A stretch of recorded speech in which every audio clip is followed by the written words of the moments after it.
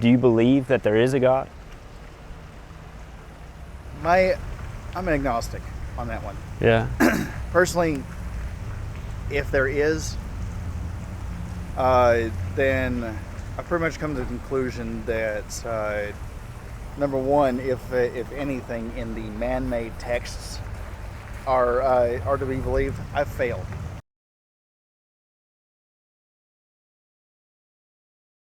But here's a question: the Bible itself was pulled together at a certain point during the Roman period.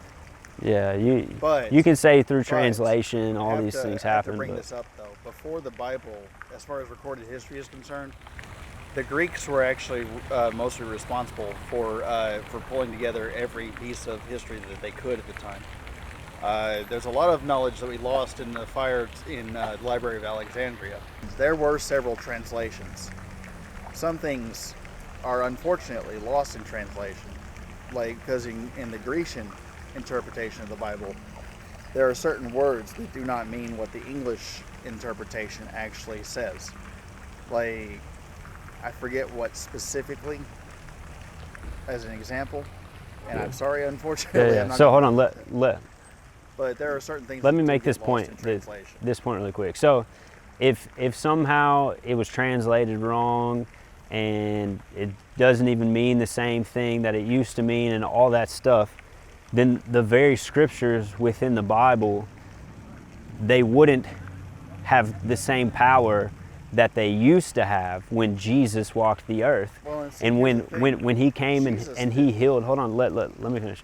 When he healed the sick, and when the blind eyes were open, and when the deaf ears were open, and when the dead were raised, and when all these things happened, demons were cast out, he had the authority to forgive sins, and all these things, eternal life and all that. If it was mistranslated, then the same things wouldn't happen today, but I can tell you that the same things do I'm talking happen about today. The mistranslation So- comes more in the more modern times.